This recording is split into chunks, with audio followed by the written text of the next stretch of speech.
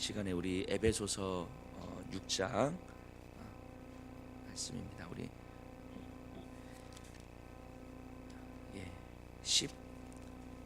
14절에서 17절까지 우리 함께 보겠습니다.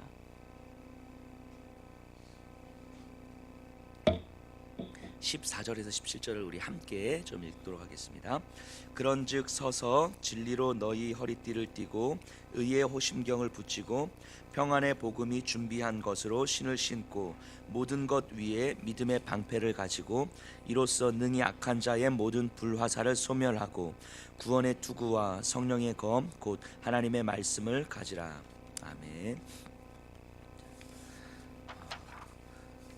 어제는 제가 조금 제정신이 아닌 상태에서 새벽에 서가지고 해롱해롱 됐는데 오늘은 좀 괜찮습니다. 어제 제가 그 대장 내시경 이거를 해서 약을 먹고 이렇게 했더니 속이 계속 설교하면서 부글부글 끓고 그래가지고 그런데 오늘은 좀 편안한 마음으로 말씀 준비하겠습니다. 자, 그 영적 전쟁은요, 나와 사단의 전쟁이 아니라 하나님과 사단의 전쟁이라고 말씀드렸습니다. 그래서 내가 싸워야 되는 문제가 아니라 하나님께서 전쟁하시는 거라고 말씀드렸어요. 그래서 하나님의 전쟁에 나를 불러주셔서 이 전쟁을 수행케 하는 거죠. 그러니까 이 전쟁은 나의 어떤 사사로운 전쟁이 아니에요. 내 감정, 내 상황, 내 환경 이런 것들과 관련된 전쟁이 아니라 하나님 나라의 전쟁이라고 했습니다. 이것이 영적 전쟁의 가장 기본적인 의미예요. 본질이에요. 이걸 잊어버리면 결국 내가 해야 되는 것이고, 그래서 내 사사로운 것들에 대해서 막 움직이다 보면 우리는 결국 백전백패할 수밖에 없는 게 영적 싸움인 거죠. 내 감정적으로 뭔가 은혜 받은 것 같아서 좋다고 막 이게 막 그래서 영적으로 막 풍성하다고 느껴지는 요 상태, 이게 영적으로 승리한 게 아니란 말이에요. 이런 게, 그러니까 이런 걸 승리했다 이렇게 표현하지 않습니다. 이렇게 오해하시면 안 돼요. 이렇게 계속 첫날부터 제가 강조드렸는데 우리가 내가 좀 감정으로 좀 풍성해지고 말씀 듣고 막 은혜 받는 것 같아서 이렇게 평생 이렇게 살았으면 좋겠다라고 하지만 이 자체는 영적인 승리가 아닌 거예요. 이런 거는 왜냐하면 이거 자체가 싸움이 아니기 때문인 거죠. 싸움은 하나님 나라의 전쟁이다라고 말씀드렸어요. 그래서 하나님 나라의 전쟁은 이 땅을 구원하고 회복하시기 위한 하나님의 사역이고, 그것을 위해서 우리가 부름을 받은 거예요. 그래서 이 땅이 변화되고 구원받고 회복되어지는 것이 영적 전쟁에서의 승리라고 말씀드렸고, 이것이 예수 그리스도의 십자가의 복음으로 이루어졌는데, 이제 사단은 그러니까 하나님과 싸워서는 이길 수가 없는 거예요. 그래서 그걸 알기 때문에 사단은 하나님께는 덤벼들지 않아요. 예수님께 오셨을 때 귀신들이 뭐라고 합니까? 하나님의 아들이시여 당신과 내가 무슨 상관이 있나이까. 예수님을 알아보는 거예요. 예수님과는 싸움의 대상이 아니라는 걸 알아보는 거죠. 그래서 두려워 벌벌 떨어요. 그러니까 사단은 우리를 건드는 거예요. 하나님을 건들지 못하니까. 즉 하나님과의 싸움인데 하나님을 건들지 못하니까 기껏해야 우리를 건드는 거거든요. 그러니까 우리를 아무리 건드려 봤자 이 싸움에 영향을 미치지 못하는 거예요. 하나님의 싸움에 영향을 미치지 못하는 거예요. 이미 이 싸움은 이긴 싸움이기 때문에 우리를 아무리 건드려 봤자, 우리 일개 군인 하나 무너져 봤자 이 전쟁의 승패에 크게 좌우되진 않는 거예요. 전쟁은 그냥 가는 거예요. 그럼에도 불구하고 사단은 우리를 건드는 거예요. 우리의 마음과 생각을 빼앗는 거죠. 그러니까 이 큰 영적 전쟁 안에 부름을 받은 우리가 이제는 해야 되는 것은 우리의 마음과 생각을 지키는 거예요. 그러니까 큰 의미에서 영적 전쟁을 수행하도록 부름을 받은 우리가 이것을 잘 수행하도록 하기 위해서 이제는 우리의 생각과 마음을 사단의 공격으로부터 지키는 것, 이것이 이제 작은 의미에서 영적 싸움이 되는 거예요. 하지만 이 작은 의미에서 영적 싸움보다 더 큰 본질적인 의미가 있다라는 것을 꼭 염두에 두셔야 우리의 싸움이 내 개인의 사사로운 싸움이 아니다라고 하는 것을 알 수 있고요. 자, 그럼 어제 말씀드렸는데요, 사단이 우리의 생각과 마음을 어떻게 빼앗아 갑니까? 우리가 하나님의 군사로 부름을 받았다는 사실을 알지 못하게 하거나, 또는 군사로 부름을 받았지만 이 전쟁이 어떤 전쟁인지를 알지 못하게 함으로 이 전리품에 관심을 갖게 하는 거예요. 전리품에. 우리가 이 땅을 살아가면서 움켜쥐고 있는 돈, 뭐 명예, 지식, 자존심, 가정, 자녀, 하나님께서 필요하지만 이건 하나님께서 우리에게 은혜로 주시는 선물들이잖아요. 하나님의 전쟁을 수행하는 군인들에게, 이 전쟁 자체가 목적인 군인들에게 수고했다고 주시는 선물이잖아요. 그리고 이 전쟁을 더 잘 수행하도록 하기 위해서 격려해 주시는 선물인 거죠. 그러니까 우리의 관심은 전리품에 있는 것이 아니라 이 전쟁 자체에 있는 거예요. 그런데 우리의 마음이, 우리의 가슴과 삶이 이 전쟁에 대해서 집중하는 것이 아니라, 즉 이 세상에 하나님의 그 회복된 관계를 위해서 집중하는 것이 아니라 얻어낼 전리품에 집중하게 되는 것이 사단의 공격이라고요. 근데 여기에 이제 우리가 홀딱 넘어가 버리는 거죠. 그런데 생각해 보세요. 우리가 예수님 뒤에 딱 숨어 버리면 사단은 예수님은 건들지 못하고 우리 기껏해야 우리를 건드는 거잖아요. 근데 우리가 예수님 뒤에 딱 숨어 버리면 사단은 공격할 방법이 없는 거예요. 이해되시죠? 예수님 뒤에 딱 숨으면 공격할 방법이 없는 거예요. 예수님은 건들 수가 없으니까. 바꿔 말하면 우리가 예수님 뒤에 숨지 않고 꼭 나와서 뭔가 하려고 하니까 문제가 생기는 거예요.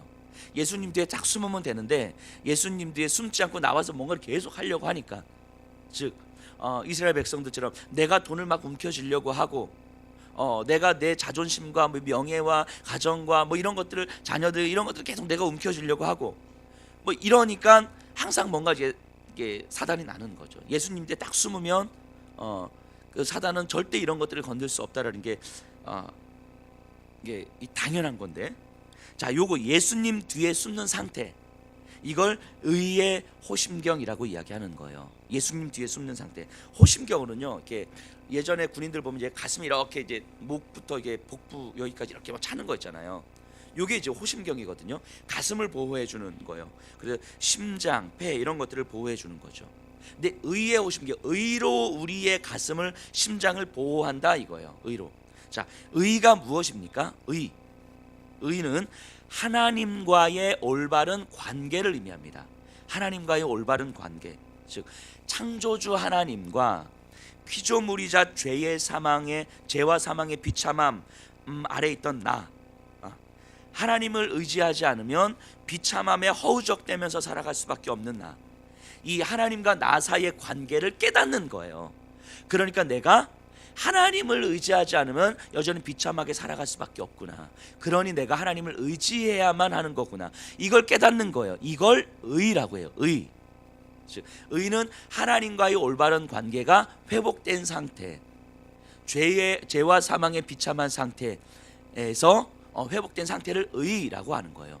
그러니까 의의 호심경이라고 하는 것, 내가 내 가슴을 보호하는 건, 내가 예수 그리스도를 의지하지 않으면, 그 뒤에 서 있지 않으면, 그래서 예수님의 공로 의를 의지하지 않으면 나는 살 수가 없는 존재구나. 이것을 내가 고백하는 상태예요. 그러면 생각해 보세요. 의가 내 가슴 속에 이렇게 들어오면 결국 내가 이전에는 완전히 불의한 자였구나라는 것을 당연히 깨닫게 되는 거죠. 의가 내 가슴 속에 들으면 나는 완전히 불의한 자였구나, 하나님 앞에서. 그리고 지금 이 세상이 완전히 불의한 세상이구나, 이걸 깨닫게 되는 거죠. 의가 내 가슴 속에 들어오면. 그래서 저로 하여금 이 불의한 세상에서 예수님 뒤를 따라서 이 불의한 세상을 회복시키는 삶을 살아가는 거구나, 이걸 이제 깨닫는 거예요. 이게 의예요. 의. 자, 그럼 생각해 보세요. 예수님께서 이 땅에 계실 때 품으셨던 간절한 소원이 무엇입니까? 간절한 소원. 이 땅에 오셔서 예수님께 하셨던 간절한 소원은, 하늘에 계신 우리 아버지여, 이름이 거룩히 여김을 받으시오며. 이거 아닙니까? 이 땅의 모든 피조물들이 하나님의 이름을 거룩히 여기게 되는 것, 이 땅에 있는 모든 피조물들이 하나님의 영광을 찬양하는 것, 그래서 물이 바다를 덮은 같이 여호와의 영광을 인정하는 것이 이 세상에 가득하게 되기를 원하는 것, 이게 예수님께서 그렇게 간절히 원하셨던 거잖아요. 이 땅에 오셔서 그것을 너무너무 간절히 원하시고 사모하셨던 거죠. 그래서 그렇게 되지 못하는 이 세상, 하나님의 이름이 모욕을 받고 하나님의 피조물인 인간이 반역과 도전을 하는 이 세상을 바라보면서 예수님은 그토록 가슴을 찢으신 거잖아요. 가슴을 찢고 아파하시고 눈물 흘리셨던 거예요. 예수님은 그것 때문에 내 자신이 상처받아서가 아니라, 내 환경이 어떠해서가 아니라, 이 세상이 불의하기 때문에 그토록 가슴을 찢으신 거예요. 당신의 피조물들이 그렇게 하나님 당신을 배반하고 반역하고 도전하고 하나님 없이도 살 수 있다고 믿으면서 살아가는 그 모습을 보면서 막 가슴을 찢으면서 아파한 거예요. 그것 때문에 눈물을 흘리시는 거죠. 그 뒤를 우리가 쫓아가는 거잖아요. 그 뒤를. 그러니까 예수님은 지금 우리들의 마음이, 제자들의 마음이 이 세상 사람들의 불의, 하나님에 대한 반역과 도전을 보면서 가슴 찢는 이 아픔을 느낄 수 있는 의로운 심령이 되기를 소원하는 거예요. 여기 있는 우리들이 우리가 살아가는 이 세상의 불의함을 바라보면서 그것 때문에 상처가 되는 거예요. 그것 때문에 아파하고, 그것 때문에 가슴 찢고, 그것 때문에 눈물이 나는 그런 의로운 심령이 되기를 예수님은 간절히 소원하는 거예요. 간절히. 이게 우리의 가슴 속에 들어와 있는 의고, 이 의가 자라나면서, 우리 안에서 예수 그리스도의 의가 우리 안에서 자라나면서 우리는 이 의로운 심령이 되는 거예요. 의로운 심령이. 그래서 이 땅을 살아가는 우리가 이 의로운 심령을 품어야 되는 거예요. 부패한 마음은요, 의로운 심령이 없는 이 부패한 마음은 이 패역한 세상으로 인해서 고민하지 않습니다. 이 시대가 얼마나 불의한지에 대해서 고민하지 않아요. 불의한 가슴은요, 하나님의 의가 사라진 이 세상을 향해서 애통하지 않습니다. 우리의 마음이 의에 줄이고 목마르기보다는 세상과 세상에 있는 것들에 대한 탐심으로 가득한 거예요. 불의한 마음은, 패역한 마음은 이 세상의 패역함을 바라보면서 가슴 찢지 못하는 거예요. 우리의 가슴이요, 하나님 나라의 의에 대한 열망으로 불타지 못하고, 우리의 삶이 의로움과 경건함을 추구하지 않을 때 나타나는 현상이 있어요. 그게 뭐냐면 사람들 속에서 쉽게 상처받는다는 거예요. 이건 분명합니다. 우리의 가슴이 하나님 나라의 의를 열망하지 못하면 반드시 나타나는 현상은 뭐냐면 사람들로 인해서 상처받는 거예요. 하나님의 의를 갈망하지 못하기 때문에, 이 시대의 불의함에 관심이 없기 때문에, 이 시대가 얼마나 하나님으로부터 반역하고 하나님께 도전하고 있는지에 대해서 이 시대에 대한 하나님의 그 마음, 하나님의 의를 품지 못하고 관심을 없기 때문에 내 것에 집중하는 거예요. 내 것에. 내 것을 지키기 시작하면요, 그것은 곧바로 상처로 이어집니다. 내가 자존심을 지키고, 내 돈을 지키고, 내 가정을 지키고, 내 자녀를 지키려고 집중하면 바로 그것들 때문에 상처받는 거예요. 그것들 때문에. 이 땅의 교회와 그리스도인들이 이러하지 않습니까? 우리의 가슴 속에서. 그 모 뉴스를 보니까 너무너무 마음 아픈 이야기가 나오는데, 한국 교회에 대한 이야기가 뉴스에서 나오더라고요. 마치 종교 개혁자들의 외침과 같은, 모 뉴스의 앵커 브리핑에서 나왔던 이야기인데 이런 이야기를 하더라고요. 미국의 모 목사가 했던 말을 인용하면서, 교회는 그리스로 이동해 철학이 되었고, 로마로 옮겨가서는 제도가 되었고, 유럽으로 건너가서는 문화가 되었고, 미국에 와서는 기업이 되었다. 교회에 대한 이야기예요. 미국의 현재 리차드 엘버스 목사님이 하셨던 말을 이렇게 모 뉴스 앵커 브리핑에서 인용하고 있는데요. 다시 들어보세요. 교회는 그리스로 이동해 철학이 되었고, 로마로 옮겨가서는 제도가 되었고, 유럽으로 건너가서는 문화가 되었고, 미국에 와서는 기업이 되었다. 그리고 이 이야기를 들은 한국의 쿼바디스라는 영화를 제작한 이 김재환 감독은 그 말을 이어받아서 이렇게 표현합니다. 그리고 교회는 한국에 와서 대기업이 되었다. 마치 종교개혁 시대에 마틴 루터가 외쳤던 그 외침과 같은 거 아닙니까? 근데 이 이야기를 교회 그리스도인들이 아니라 이 세상의 뉴스에서 하고 있는 거예요. 교회가, 그리스도인들이 의에 대한 갈망이 아니라 탐심에 대한 갈망으로 가득 차 있음을 보여주는 작금의 현실 아닙니까? 우리를 정말 돌아보셔야 되는 거예요. 우리의 가슴에 지금 뭐가 있는가? 의의 호심경을 지금 붙이고 있는가? 여전히 회복되지 않고 있는 이 시대를 향한 하나님의 간절함으로 우리의 가슴은 지금 가득 차 있어야 되는 거예요. 이 땅에 이루어질 하나님의 나라를 향한 이 타오르는 갈망이 우리에게 있어야 되는 거예요. 이 땅의 불의와 죄악으로 우리가 상처받고 아파야 되는 거예요. 사람들의 말 한마디가 상처가 되는 것이 아니고, 사람들의 시선이 상처가 되는 것이 아니고, 내가 억울하고 손해를 본 것, 이게 내 감정 상하고 이런 게 우리에게 상처가 되는 것이 아니라, 여전히 하나님 없이도 살아가겠다고 몸부림치는 이 세상을 바라보면서 우리가 마음의 상처를 받아야 되는 거예요. 여전히 패역하고 불의한 이 시대를 바라보면서 상처를 받아야 되는 거라고. 우리가 이 다음 세대들을 바라보면서 여전히 인간의 탐욕과 욕망으로 어른들이 그린 이 세상 가운데서 아이들이 그 어른들을 그대로 본받아 탐욕과 욕망으로 자라나는 이 시대를 바라보면서 그것 때문에 우리가 상처를 받아야 되는 거예요. 그만큼 우리가 의로운 심령이 되어야 되는데, 과연 우리가 그런 것들 때문에는 전혀 상처를 받지 못하고 오히려 나 때문에, 이것 때문에, 저것 때문에, 그래서 상처받았고 우리의 가슴 속에 뭐가 있는지 들여다봐야 되는 거예요. 우리에게 정말 이럴 만큼 의로운 심령이 있는가 들여다봐야 되는 거예요. 세상의 불의에 눈을 감는 가슴은 호심경을 입지 않는 거예요.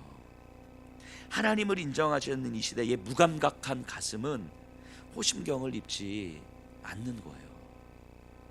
우리의 현실을, 우리가 살아가는 하루하루를 한번 돌아보셔야 돼요. 하나님의 의는요, 우리 안에 하나님께서 선물로 주셨지만 우리 안에서 이제 자라납니다. 1년이 지나고 3년이 지나고 5년이 지나면 자라나는 거예요. 바꿔 말하면, 내가 속해 있는 오늘 하루를 살아가는 내 삶 속에서 내가 예수님을 처음 믿었을 때보다 3년 됐을 때, 5년 됐을 때, 10년 됐을 때보다 내 가슴은 이 의로운 심령으로 조금씩 채워져 가는 거예요. 예전에는 내 문제에 집중했었다가 점점 시간이 가면 갈수록 내 주변에 하나님을 알지 못하는 저 사람들을 바라보면서 하나님의 복음이 이 세상에서 무기력하게 느껴지는 이 모습을 바라보면서 내가 마음이 아프고 가슴이 찢어지고, 그래서 그것 때문에 눈물이 나고, 그것 때문에 하나님 앞에 무릎 꿇고 기도하고, 이런 모습이 점점 내 가슴 속에서 들어오는 거예요.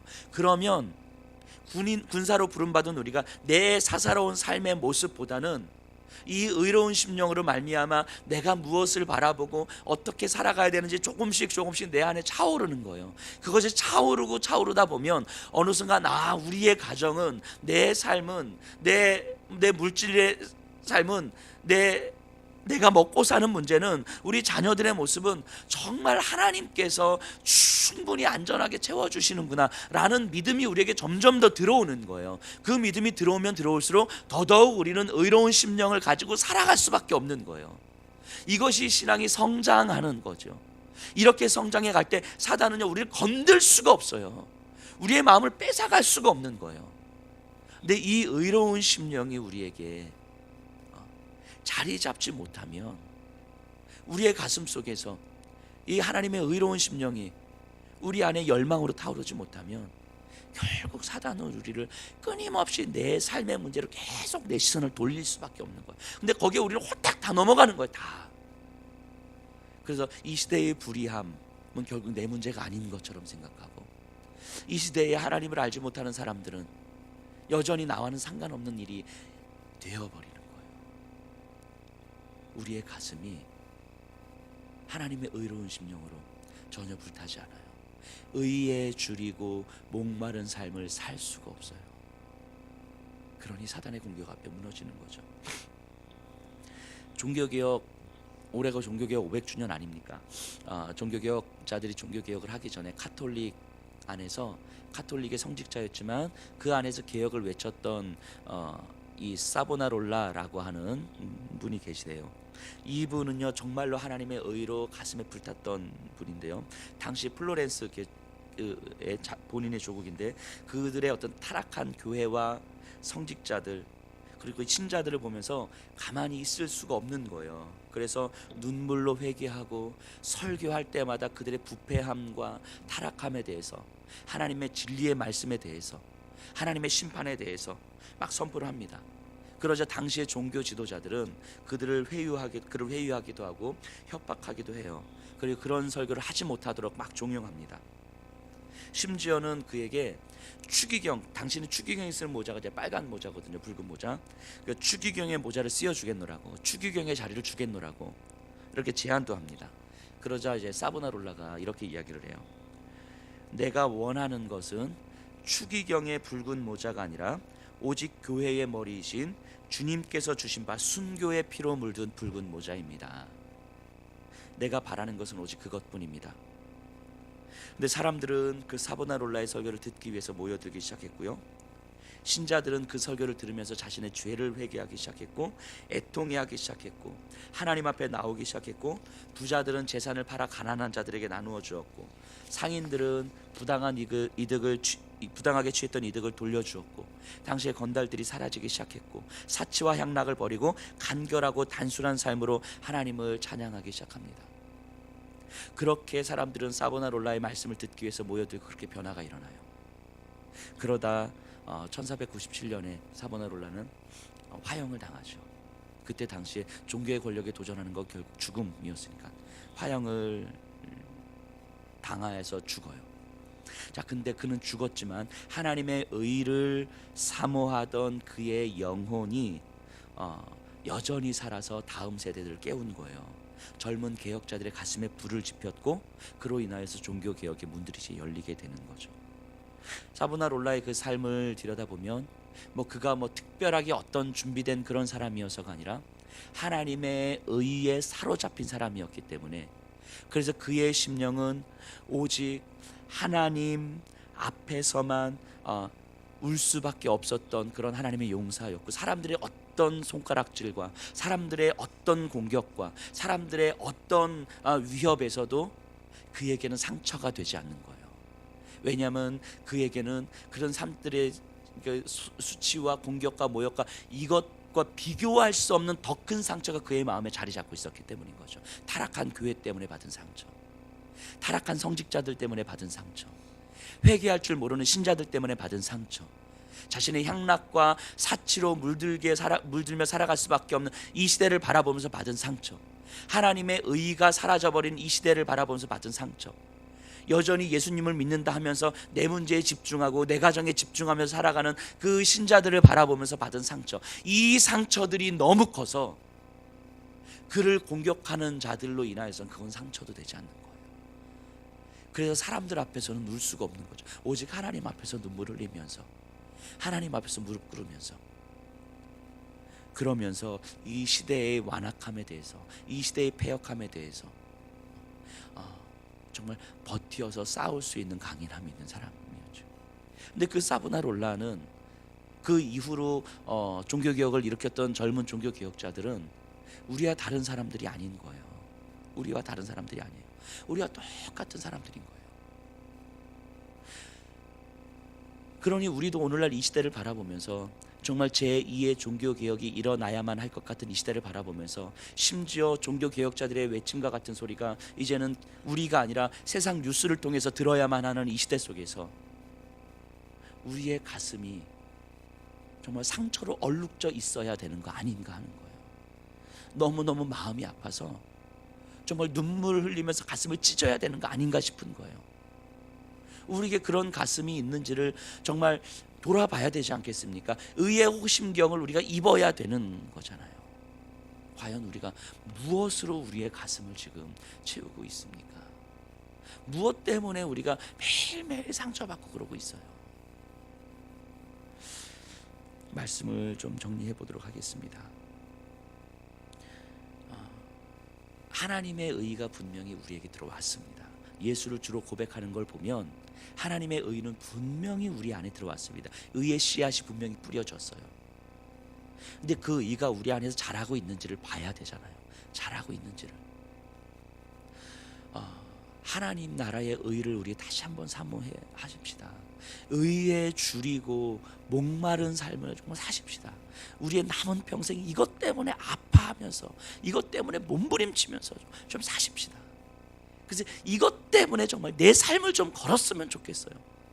우리가 삶을 걸지 않아도 되는 그런 것들 때문에 제발 시간 낭비하지 마시고 제발 에너지 낭비하지 마시고, 이것이 다 사단의 공격 앞에서 우리가 우리 자신을 내어주는 방식인데 우리 그렇게 살지 마십시다.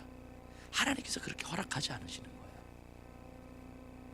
우리가 우리 자신을 보면서 가슴을 찢고 이 시대를 보면서 우리가 가슴을 찢으십시다.